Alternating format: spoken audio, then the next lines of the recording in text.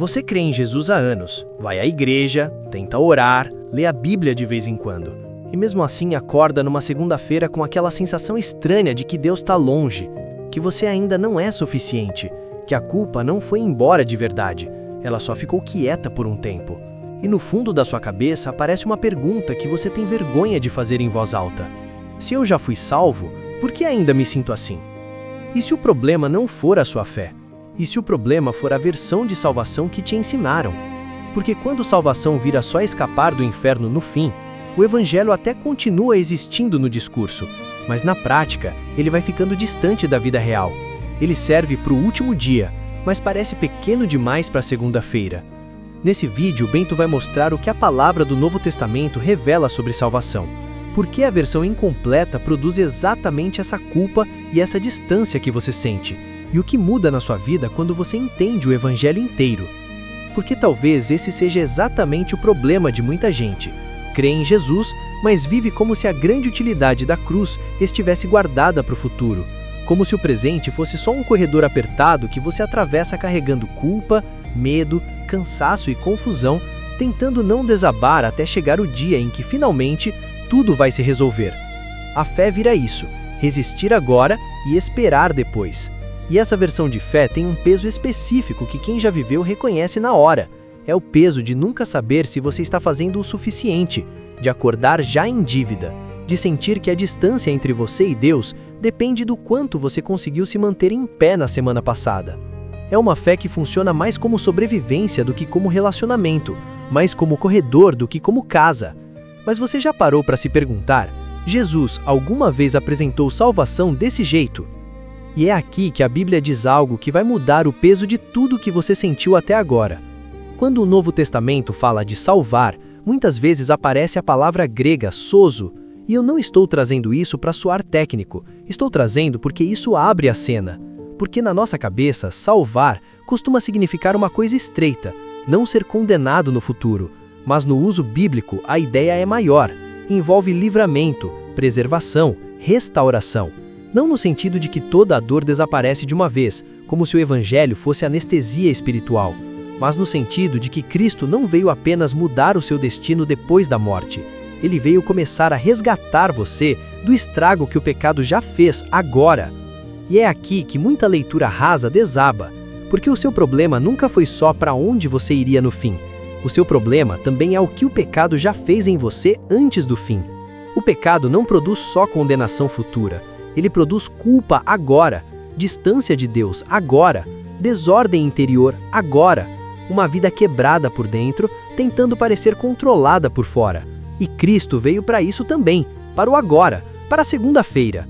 Mas se a salvação já começou agora, tem uma pergunta que precisa ser respondida, porque o que Cristo já mudou de verdade entre você e Deus não é o que a maioria imagina.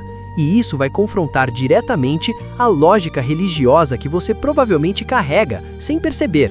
Uma lógica silenciosa, bem comportada, que parece humildade, mas é outra coisa. A primeira resposta é a mais importante de todas. Cristo mudou a sua posição diante de Deus.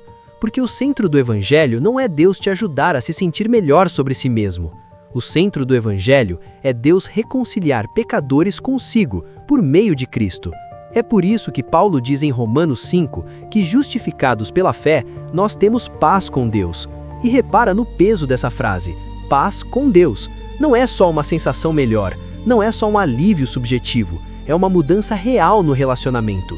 A guerra acabou, a condenação já não mais define quem você é diante dele. E isso confronta direto a lógica religiosa que tanta gente carrega sem perceber. Porque muita gente vive como se ainda estivesse tentando ser aceita. Tenta melhorar para ver se Deus se aproxima. Tenta ficar mais firme para ver se Deus se agrada. Tenta organizar a própria bagunça interior como se a permanência na casa dependesse do desempenho. Mas o Evangelho desmonta essa lógica pela raiz. Você não obedece para ser recebido. Você obedece porque foi recebido. Você não luta para conquistar filiação. Você luta porque foi adotado. E aqui tem uma beleza que muita gente quase nunca para saborear. Deus não apenas perdoa você, Ele traz você de perto. Ele não só cancela a culpa, Ele muda a sua posição. Você não sai apenas como um réu absolvido, você entra como filho.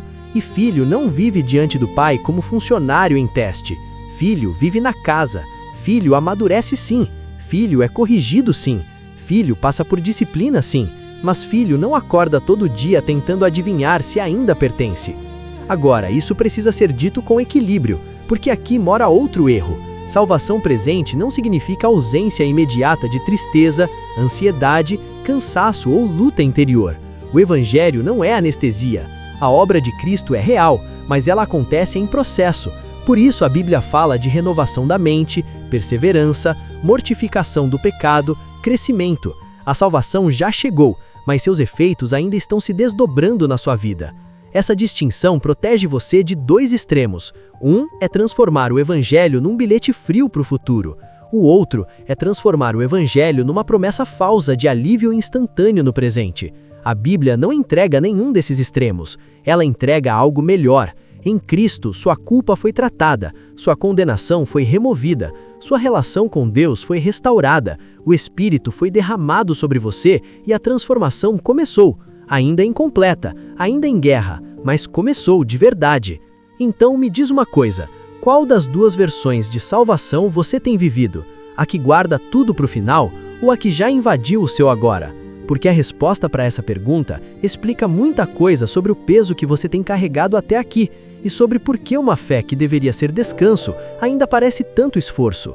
Se isso tirou um peso das suas costas, escreve aqui nos comentários: Cristo me salvou agora. Eu quero saber se essa verdade bateu em você do jeito certo. E compartilha esse vídeo com alguém que ama Jesus, mas ainda vive a fé como sobrevivência, porque essa pessoa precisa ouvir isso, mais do que qualquer pregação que já ouviu.